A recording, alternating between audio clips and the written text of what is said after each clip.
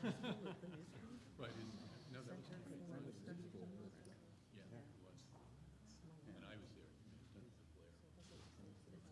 Sandwich cookie. Oh, you were there. They had set it up the room different. I'm sorry, I read, yeah, it came out of the other. Yeah, remember Patterson. I see it's all on silent, all of it. And I took it out of my ear, so now I'm really broke it. Hey, you know what? I know, well, I usually walk around with a Bluetooth thing in my ear, and that was maybe 5 years ago, so that can't have it in your ear. Don't do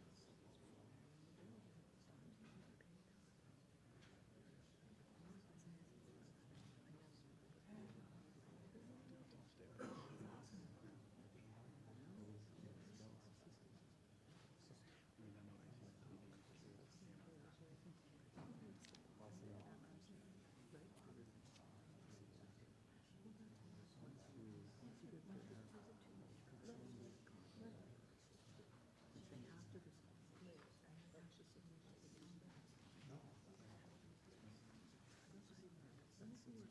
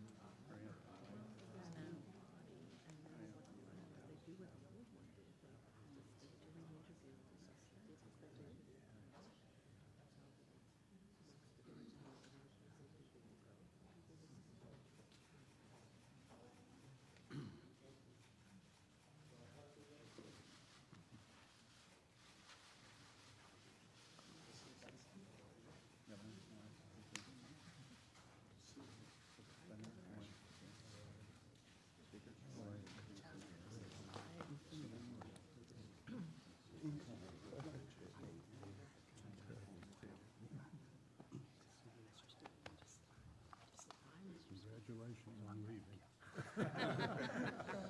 Good to see you. Good afternoon. My name is Jeremy Creelan. I'm a special counsel to the governor. It's my great privilege and honor to welcome you here today to announce an historic action. Governor and President Teddy Roosevelt once said that the person who really counts in the world is the doer and not the mere critic. And today, we're here to announce a truly historic agreement to reform both the substance and the enforcement of our state's ethics laws.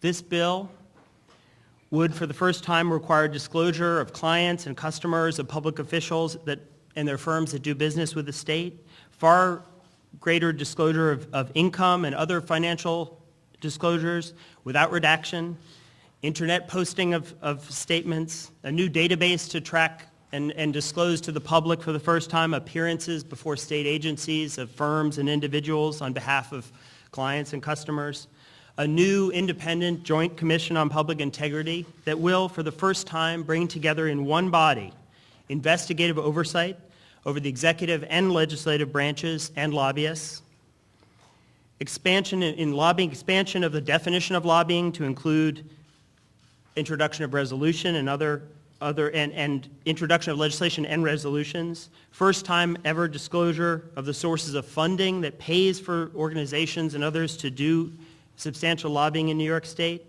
That's the first time in the nation, and the New York State will become the leader in lobbyist disclosure area. First time disclosure by lobbyists of business relationships with public officials, and for the first time, a civil forfeiture proceeding to reduce or revoke potentially the pensions of public officials that have been convicted of felonies related to their public office, new regulations requiring independent expenditures in campaign finance realm, and a new independent commission to review all of this, to see how it works in a few years. And with all this is a truly historic package, and it's my honor to be here today. Let me introduce one of the reasons why we're here. Thanks to the leadership of the governor, to the speaker, and the majority leader. Let me introduce Speaker Silver. Thank you. Thank you, Jeremy, for your generous introduction. It's better than Dean's.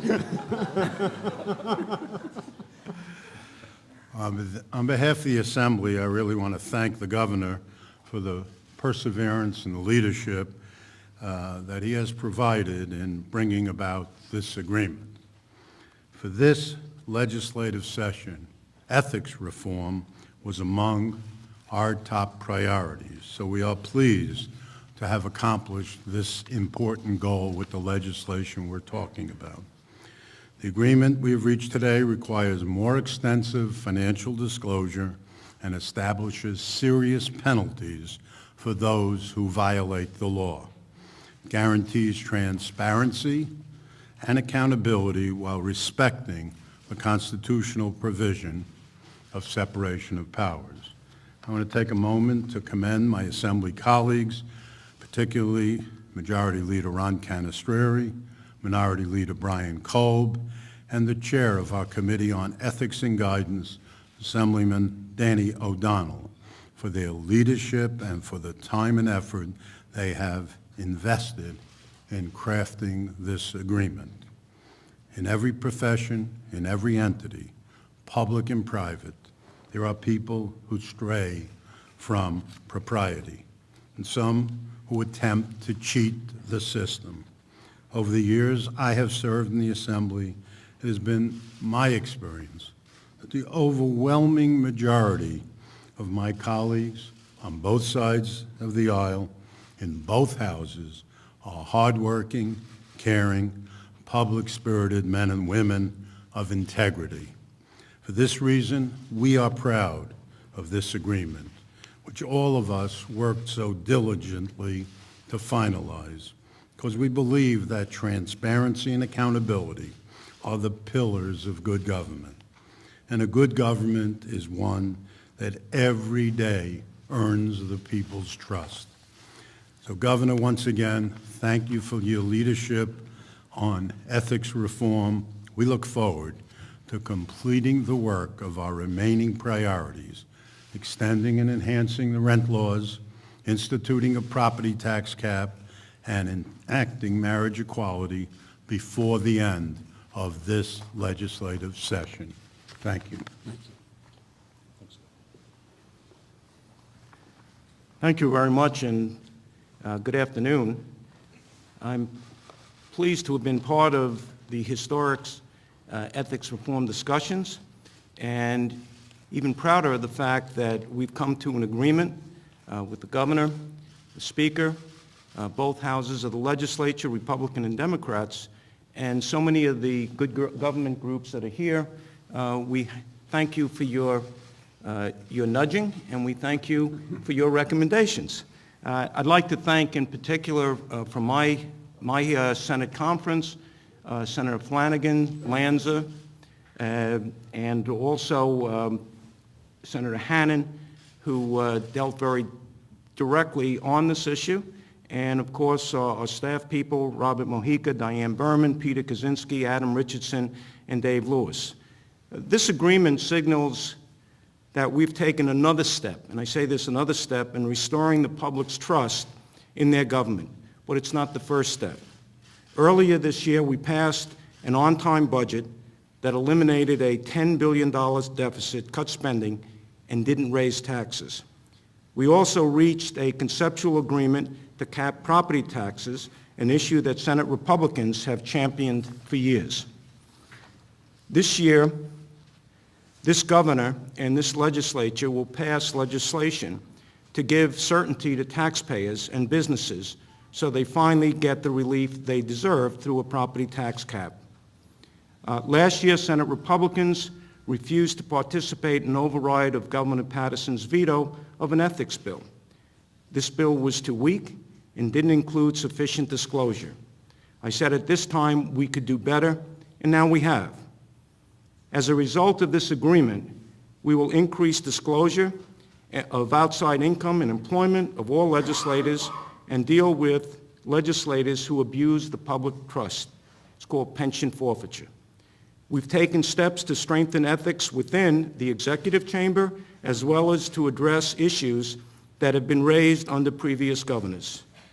Working with the governor and the assembly, we've been able to achieve positive results for the people of the state, and I'm confident it will continue in the weeks to come. Governor Cuomo, again, on many occasions, thanks for your leadership. Thank you very much. Speaker. Thank you. Thank you. Thank you very much. Nice to see you again. Thank you very much, Majority Leader, Senator Skelos, Speaker Silver, Senator John Sampson is with us, Assemblyman Brian Kolb, the groups who are behind us, who I'll mention in a moment. It truly is a pleasure to be here. Jeremy Creelan used the word historic. This is an historic piece of legislation. It's a word I think that's often overused in Albany, historic legislation. I think it's actually justified today. This is an historic piece of legislation. It is a major step forward. You've heard the details prior to today, and you heard it from the previous speakers, but this will make a dramatic difference. We talk about cleaning up Albany. This bill is actually going to do it. It is unprecedented disclosure. And I am a big believer in disclosure. Get the information out there, transparency, accountability. Sunlight is the best disinfectant. And you'll get unprecedented disclosure, especially of any private clientele for legislative members, which I think is going to be a dramatic change. We're going to have an additional database. We call it Project Sunlight 2, a database of all firms and all companies that are representing clients before the state in one database, never put together before. There'll be an independent commission to do independent enforcement mechanisms. There is pension forfeiture. I mean, there is a lot in this bill. It expands the disclosure requirements for lobbying entities. It really does make a dramatic difference. I want to applaud the groups who are with us today who have worked on this for many, many years. Senator Skelos used the word nudging. We used other words over the period of time, but we'll stay with nudging. Susan Lerner is here from Common Cause and Russ Haven, from NYPIRG and Dick Dady, from Citizens Union, Laura Bierman, from the League of Women Voters, Larry Norden from the Brennan Center. Jeremy Creelan, by the way, was formerly associated with the Brennan Center before he joined the state. Stephen Younger, who's the president of the Bar Association, Alan Rothstein from the New York City Bar Association, and Derek Champagne, Franklin County District Attorney and president of the New York State District Attorneys. I want to thank them for their presence, and I want to thank them for their work over the years. Most of all, I want to thank the leadership in both houses and the members in both houses. This is a unique piece of legislation in that the expense is borne just by one group, which is primarily members of the legislature and the executive. It's not like a property tax cap. It's not like a budget. This is about more disclosure by state employees, elected officials. The beneficiary are the people of the state, but the cost, the expense, the burden is on the legislature and the executive. And it's a loss of privacy. It's disclosing more personal information than had ever been disclosed before. I believe it's justified. I believe it's right. I believe it's good. But it is at the cost, the expense of the state employees, people who are in public service. We've been talking about this for many, many years, and I applaud the leadership on both sides for actually getting this done. Opening comments talked about action and progress. This is action, and this is progress. And we have talked about it for many years, but these leaders have made it a reality. And I'll second the Senate Majority Leader's thought. This goes a long way towards restoring trust in government and giving the people of this state a government that they can believe in, and saying to the people of this state, this is your government, feel good about it, believe in it, it represents you. And we started that in January. The passing of the budget was a big, big step towards competence and towards a government that you can trust and a government you can rely on. And I think this piece of ethics legislation takes it to a new level. So one step at a time, little by little, but we are making great, great progress. And I applaud my colleagues in state government for that progress, and I applaud the good government groups who've worked on this issue for so long. Thank you. Any questions? Jimmy? You said that self-policing is an oxymoron. Under this bill, as described in this memo, the Legislative Ethics Commission still has the power to mete out punishment against legislators. I'm wondering, is this adequate in your view? Yes, obviously it is. The Legislative Ethics Committee will handle sanctions for ethical violations. Criminal violations would be referred criminally, right? First of all.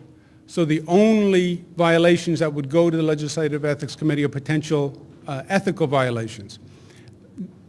After the Legislative Ethics Committee acts, the report from the independent committee would be released to the public.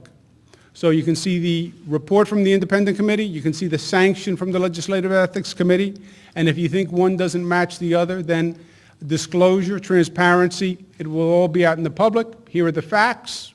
Here's the sanction, and there can be discussion about that. But it is only for an ethical violation. A more serious violation, criminal violation, would be referred directly. Are you concerned at all that the fact that you need 2 votes from a member of the same party of the chamber that would be being investigated would lead to the dividend? No. Why not? Because, first of all, you have to remember what this is trying to do and what it needs to do is balance the constitutional separation of 2 houses. You have a legislature, you have an executive. That has to be balanced. The Constitution provides for it, and in practice, it provides for it. There is also a partisan overlay to this. We don't want to create a vehicle for a partisan witch hunt. And the membership of the committee, the votes on the committee had to balance both a constitutional separation and partisanship, which is a very real issue. And I think it does it very well. So the leaders, how soon will we see these bills brought to the floor and voted on? Certainly before June 20th. Certainly within the next 10 days, because that's the extent. That's the extent of the legislative session. I'd look to early next week, I would think. I'm very confident that we will have bill draft within the next few days and pass it early next week. You have a fairly extensive bill memo that's being released now, and there should be, we hope to have a bill. It's being drafted now in final form as early as tomorrow. Governor, the reason I ask is because we've heard about the tax cap and about Tier 6, and again today with this proposal, this bill, we still have not seen bills for any of these. You'll see a bill, you'll have a bill memo today, and you should have a bill as early as tomorrow. Governor, on that bill memo, I can't help but notice that it has a different title than the name of the act in your press release. In the press release, it's the Clean Up Albany Act, and the bill memo is the Public Integrity Reform Act. Any explanation for this? There have been a number of names for the bill. You know, it's in your business, you have headline writers, Brendan, well, we have people come up with titles for bills. Clean Up Albany. It's whatever one it is today, until it gets to rewrite, and then it'll be a new one. Governor, you set 3 priorities, and you campaigned around the state for them. You've got agreement now on 2, property tax cap and ethics. Marriage equality, though, is looking somewhat iffy. Will you consider yourself a success if you don't get this marriage equality? Well, first I reject your characterization of iffy. I am cautiously optimistic, as I have been on ethics reform and property tax cap. On getting a budget on time, I don't even know that I was optimistic. I think it was just cautious. So no, I think we're going to pass marriage equality, and we're working very hard to do it. Governor, you said that this was a priority. You said Albany has to be cleaned up. Why is it that this isn't taking effect for basically 2 years instead of immediate? Well, it is taking effect this coming January. Begins the covered period, right? The disclosure for this coming January is the following year. But the covered period starts this January. And also you have to remember, you could say, well then why not today, right? As opposed to January. This is a radical departure on how people will conduct their lives and their professional business. If you are in a law firm, for example, you're going to have to, you may, depending on your circumstances, but you may have to make significant changes in the way you're doing business. So to the extent there is a period of time to allow a person to adjust their business life, their personal life, to the extent they have to, that is more than reasonable. Governor, are there any existing restrictions on lawmakers that are loosened up by this new act? For instance, restrictions on being able to accept dinners of a certain value or any kind of... No, there are 2 major clarifications as far as I'm concerned.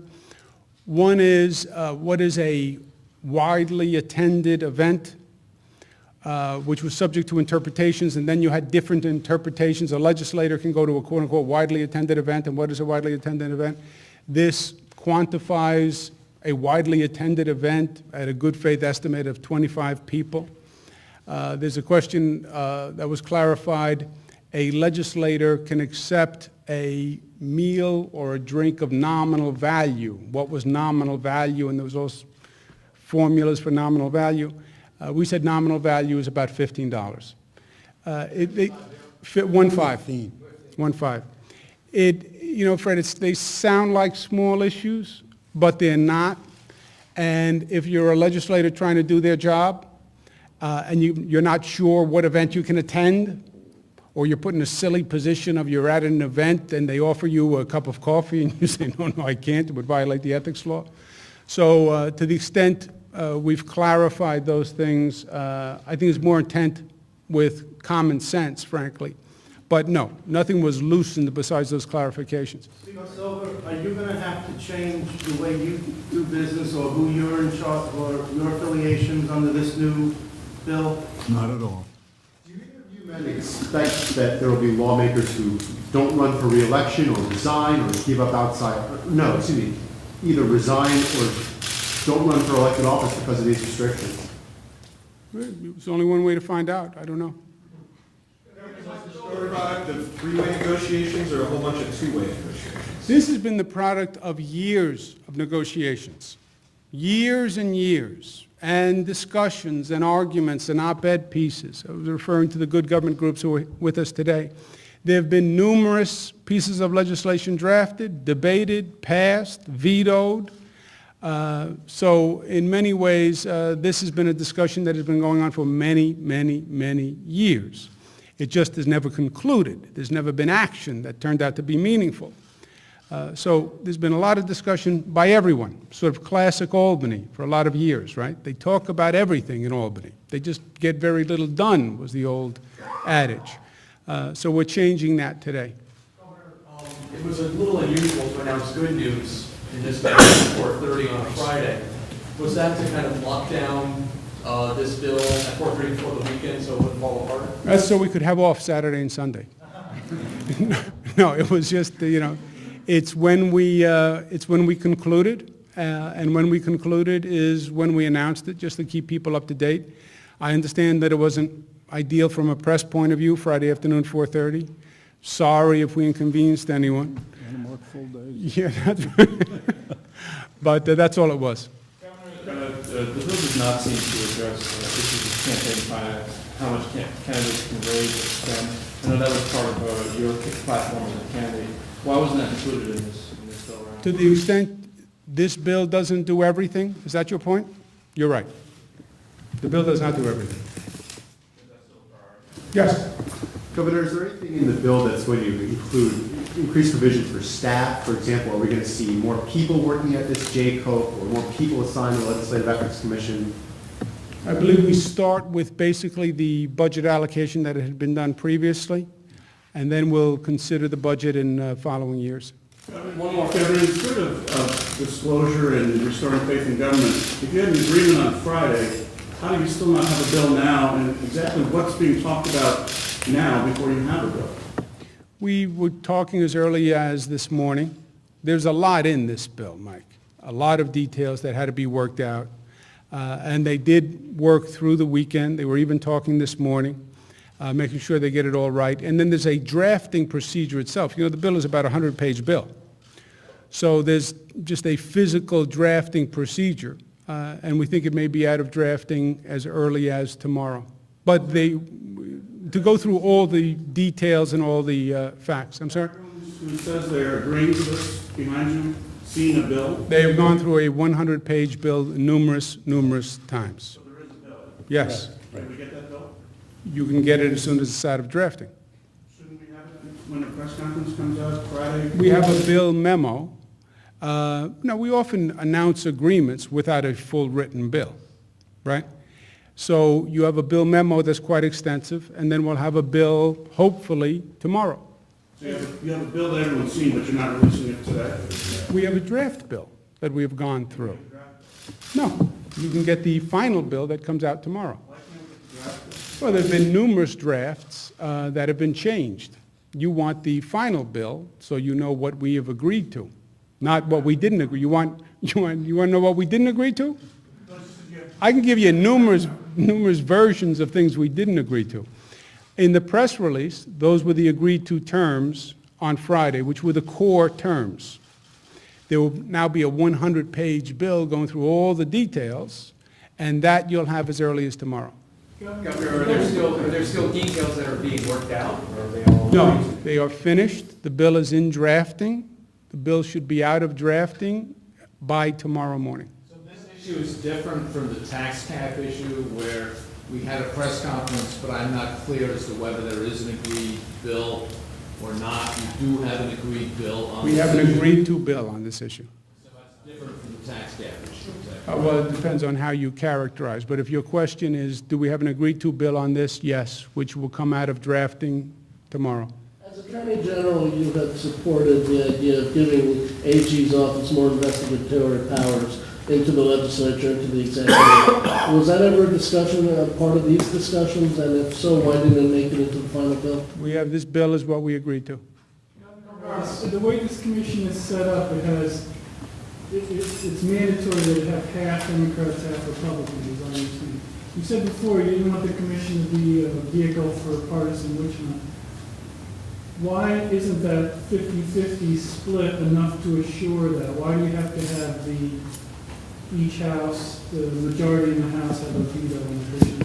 Well, you have two levels, if you will, Bill, of challenges. First, you have a constitutional challenge of separation of the executive and the legislative.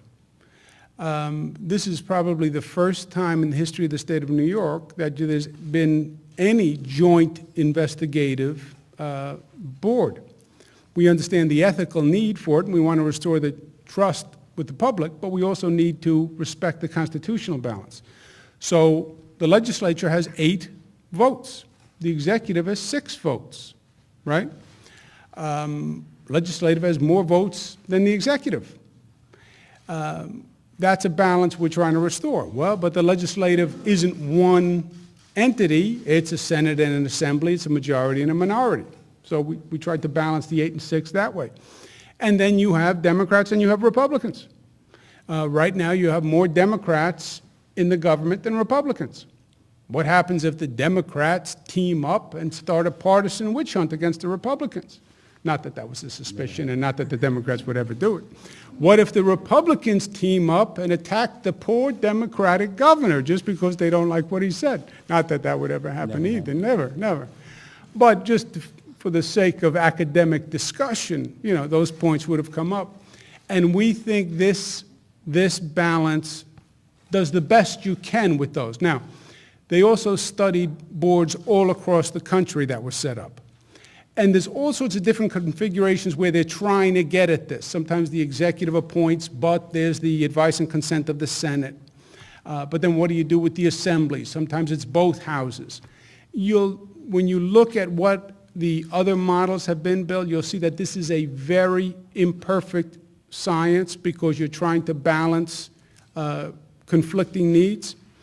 And historically, there's the legislative and there's the executive, period. And there's no joint independent commission, period.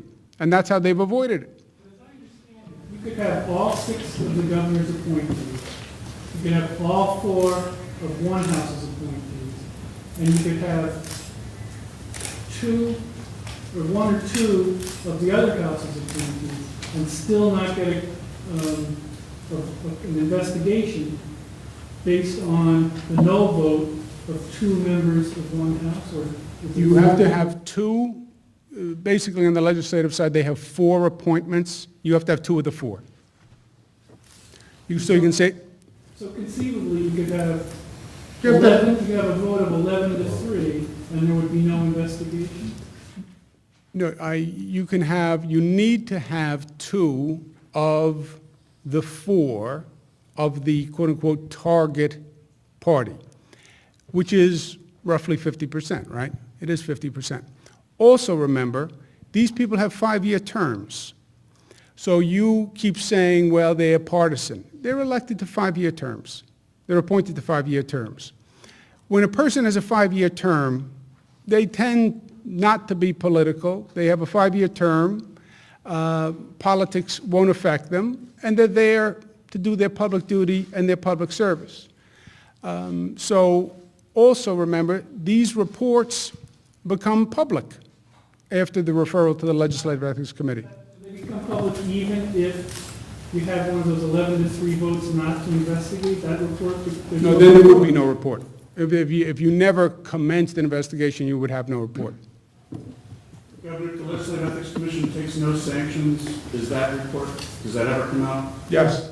It does. Well, if the Legislative Committee takes no action, I don't know what the Legislative Committee's reporting requirements are. The Joint Committee does a report in any event, if they take an action or if they don't take an action. And what happens if someone's not a Republican or a Democrat, but is an independent? And they don't exist for purposes of... See? We're going to go back to drafting now and write that in. Thank you all very much. Thank you. Congratulations.